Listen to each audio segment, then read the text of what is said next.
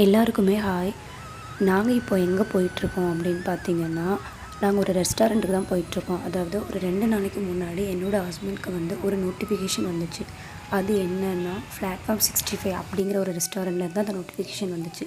அந்த நோட்டிஃபிகேஷனில் வந்து நம்ம என்ன சாப்பிட்டாலுமே ஃப்ளாட் ஆஃபர் வந்து கொடுத்துருந்தாங்க. அதாவது ஃப்ளாட் 50% ஆஃப் தான் கொடுத்துருந்தாங்க. நம்மளோட பில்லுலேருந்து பாதி அமௌண்ட் தான் பே பண்ணால் போதும் அப்படின்ற மாதிரி சொல்லியிருந்தாங்க. நாங்களும் சரி ஓகே அப்படின்னு கிளம்பிட்டோம். நாங்கள் ஒரு 2 மணிக்காக தான் டேபிள் வந்து புக் பண்ணியிருந்தோம். ஆல்ரெடி நாங்கள் வந்து ஒரு 5 to 6 டைம்ஸ் வந்து இந்த ரெஸ்டாரண்ட்டுக்கு வந்து போயிருப்போம். லாஸ்ட்டாக ஒரு 1 இயருக்கு முன்னாடி நாங்கள் போனோம். அதுக்கப்புறம் இப்போ தான் இங்கே வரோம். ஸோ இந்த ஆஃபர் போயிட்டுருக்கிறதுனால சரி நம்ம அதை யூஸ் பண்ணிக்கலாம் அப்படின்ற மாதிரி நாங்கள் இங்கே வந்தோம். ஸோ வீட்டிலேருந்து வரும்போதே நாங்கள் வந்து பிளான் பண்ணிட்டு தான் வந்தோம். என்னென்ன ஆர்டர் பண்ணணும், என்னென்ன சாப்பிடணும் அப்படின்ற மாதிரி பிளான் பண்ணிட்டு தான் வந்தோம். ஏன்னா இங்கே நம்ம ஆர்டர் பண்ணி ஒரு குறைஞ்சது ஒரு 20 மினிட்ஸாவது ஆகும் டெலிவர் பண்ணுறதுக்கு. எங்களுக்கு இதில் பெரிய டிசப்பாயின்ட்மெண்ட் என்ன அப்படின்னா, நாங்கள் என்னெல்லாம் ஆர்டர் பண்ணணும்னு நினச்சிட்டு வந்தோமோ அது எதுவுமே மெனுவில் இல்லை. மெனு வந்து டோட்டலாக சேஞ்ச் ஆகிருந்துச்சு. ஸோ எப்போதுமே நாங்கள் இங்கே வந்தால் வெள்ளுள்ளி சிக்கன் சூப் நாங்கள் சாப்பிடாம போகவே மாட்டோம். ஏன்னா அது வந்து எனக்கு ரொம்ப ஃபேவரட். ஸோ அது இல்லைங்கிறது கொஞ்சம் கஷ்டமாக தான் இருந்துச்சு. பட் வேறு என்ன பண்ண முடியும் அப்படின்னு சொல்லிட்டு அங்கே இருக்கிறதுல ஒரு சூப் வந்து நாங்கள் ஆர்டர் பண்ணோம். அதுக்கப்புறமா வந்து சிக்கனில் வந்து அல்லம் கொடி வேப்பிடும் அப்படின்றது தான் நாங்கள் வீட்டிலேருந்து பிளான் பண்ணிட்டு வந்தோம். நான் தான் சொன்னேன் மெனுவில் எதுவுமே நாங்கள் நினச்ச மாதிரி இல்லை அப்படின்ட்டுன்னு. ஸோ சரி இருக்கிறத ஆர்டர் பண்ணுவோம்னு பார்த்தோம். ஸோ சூப்பில் தான் வெள்ளுள்ளி சிக்கன் சூப் இல்லை. ஸோ சிக்கனில் வந்து வெள்ளுள்ளி சிக்கன் ரோஸ்ட் அப்படின்னு ஒன்று இருந்துச்சு. சரி ஓகே அதை வாங்கி ட்ரை பண்ணலான்னு சொல்லிட்டு அதையும் நாங்கள் வாங்கினோம். இந்த சூப் வந்து நாங்கள் எப்போதும் குடிக்கிற மாதிரி இல்லைனா கூட, நாங்கள் எதை நினச்சி வந்தோமோ அந்த மாதிரி இல்லைனா கூட ஆவரேஜாக குடிக்கிற மாதிரி தான் இருந்துச்சு.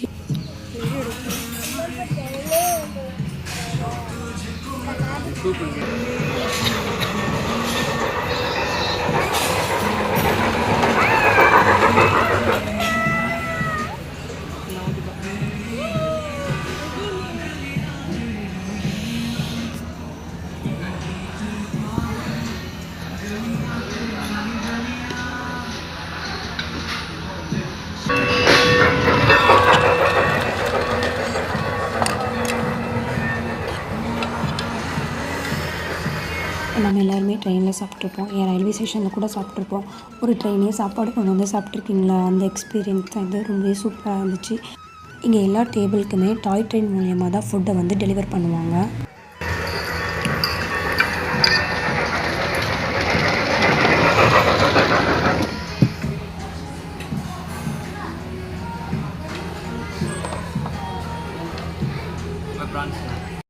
சிக்கன் மட்டும் இல்லாமல் நாங்கள் சில்லி ப்ரான்ஸும் கூட ஆர்டர் பண்ணியிருந்தோம்.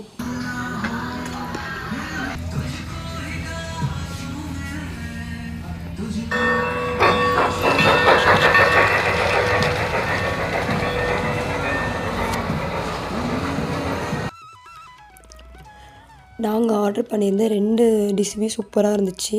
அதோடு மட்டும் இல்லாமல் நாங்கள் வந்து மெயின் டிஷ்ஷாக வந்து நாட்டி சிக்கன் பிரியாணி ஆர்டர் பண்ணியிருந்தோம்.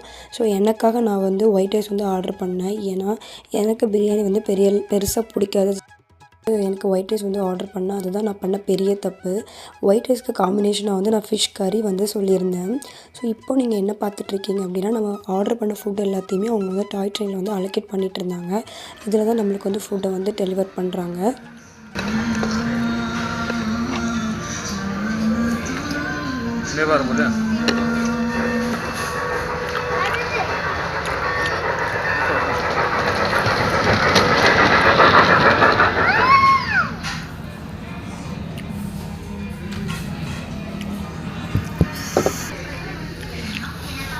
I asked for nati chicken biryani. Yeah. Last time இப்படி வரல.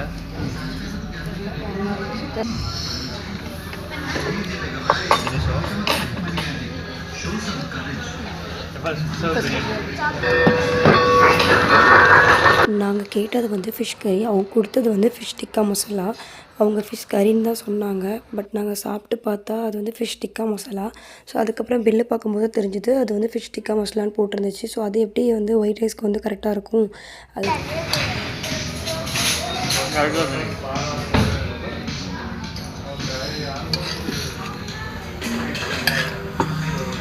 அதில் உள்ள ஃபிஷ் சூப்பராக இருந்துச்சு. பட் அந்த மசாலா வந்து சுத்தமாக சரியே இல்லை. ஸோ நான் கொஞ்சமாக ரைஸ் வச்சு சாப்பிட்டு பார்த்தேன், எனக்கு பிடிக்கவே இல்லை. நான் அப்படியே ஹஸ்பண்ட் கிட்ட கொடுத்துட்டேன். அதுவுமே கொஞ்சம் தான், மற்ற எல்லாமே அப்படியே இருந்துச்சு. ஸோ அதை வேஸ்ட் பண்ண முடியாதுன்னு சொல்லிட்டு நாங்கள் அப்படியே பார்சல் பண்ணிட்டோம். ஸோ அதுதான் நான் வந்து பண்ண பெரிய தப்பு.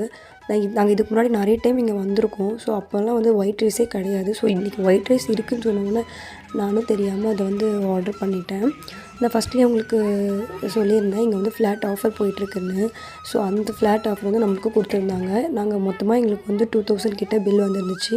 ஸோ அதில் பாதி தான் நாங்கள் வந்து பே பண்ணியிருந்தோம். அது வந்து நல்ல ஒரு சூப்பரான விஷயந்தான். பட் நாங்கள் பிளான் பண்ணபடி ஒரு சில விஷயம் நடக்கலைன்னா கூட இது வந்து ஓகே தான். நாங்கள் ஆல்ரெடி ஃபஸ்ட்டே நாங்கள் சொல்லியிருந்த மாதிரி நாங்கள் எதெல்லாம் சாப்பிடணுன்னு பிளான் பண்ணி வந்திருந்தோம். பட் அது எதுவுமே இங்கே வந்து நடக்கலை. நம்ம ஒன்று பிளான் பண்ணால் அங்கே ஒன்று நடக்கும் அப்படிங்கிற மாதிரி தான் இருந்துச்சு. நாங்கள் நினச்ச எதுவுமே சரியாக போகலை.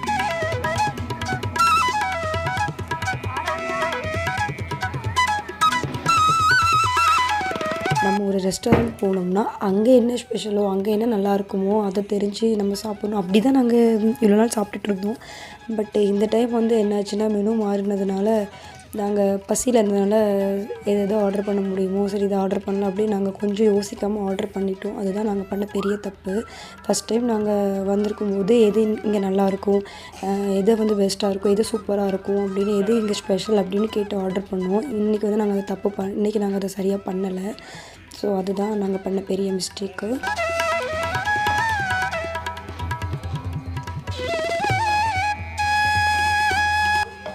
அது மட்டும் இல்லாமல் இந்த வாட்டர் பாட்டில் எனக்கு வச்சுட்டு போக மனசே வரல. ஏன்னா இதோட ரேட் கூட ரொம்ப ஜாஸ்தியாக இருந்துச்சு. இந்த வாட்டர் பாட்டில் 120 ருபீஸ் போட்டிருந்தாங்க. பட் பில்லில் வந்து 57 ருபீஸ் தான் போட்டிருந்தாங்க. சரி அதை மட்டும் ஏன் வச்சுட்டு போகணும், நான் எடுத்துகிட்டு வந்துட்டேன். இந்த ரெஸ்டாரண்ட்டோட செட்டப் வந்து சூப்பராக இருந்துச்சு. ஒரு ட்ரெயினோட செட்டப் மாதிரி தான் அப்படியே வச்சுருந்தாங்க. ரொம்ப சூப்பராக இருந்துச்சு. அந்த டாய் ட்ரெயினில் வந்து நம்மளுக்கு ஃபுட் டெலிவர் பண்ணுறதா இருக்கட்டும், அங்கே உள்ள வந்து அங்கே நம்மளுக்கு ஃபுட் வந்து சர்வ் பண்ணுறவங்களா இருக்கட்டும், அதெல்லாம் ஓகே தான். எல்லாமே ஓகே தான். இங்கே வந்து நாங்கள் பண்ணது தான் மிஸ்டேக்கு. இது வந்து பக்கா ஒரு ஆந்திரா ஸ்டைல் ரெஸ்டாரண்ட். ஸோ வந்து அங்கே என்ன வந்து நம்மளுக்கு நல்லா பண்ணுவாங்களோ அதை நம்ம வந்து வாங்கி சாப்பிட்ருக்கணும். நாங்கள் தெரியாமல் இங்கேயும் போயிட்டு ரைஸுன்னு நான் பண்ண தப்பு தான் அது. ஸோ மற்றபடி இங்கே வந்து ஒரு குட் எக்ஸ்பீரியன்ஸ் தான். ஸோ இந்த வீடியோ வந்து உங்களுக்கு பிடிச்சிருந்துச்சுன்னா கண்டிப்பாக லைக் பண்ணுங்கள், கமெண்ட் பண்ணுங்கள், ஷேர் பண்ணுங்கள், மறக்காமல் சேனலை சப்ஸ்கிரைப் பண்ணுங்கள். நாங்கள் எல்லாத்தையும் முடிச்சுட்டு வெளில நின்று ஒரு சில ஃபோட்டோ எடுத்துகிட்டு நாங்கள் அப்படியே கிளம்பிட்டோம். நீங்கள் பெங்களூரில் இருந்தாலோ அது பெங்களூருக்கு வந்தாலோ கண்டிப்பாக இதை வந்து விசிட் பண்ணுங்கள். உண்மையாகவே இது உங்களுக்கு ஒரு சூப்பரான ஒரு எக்ஸ்பீரியன்ஸாக இருக்கும். டிஃப்ரெண்ட்டாக இருக்கும். மற்ற ரெஸ்டாரண்ட்டை விட இது கம்ப்ளீட்டாக டிஃப்ரெண்ட்டாக இருக்கும். தேங்க்ஸ் ஃபார் வாட்சிங்.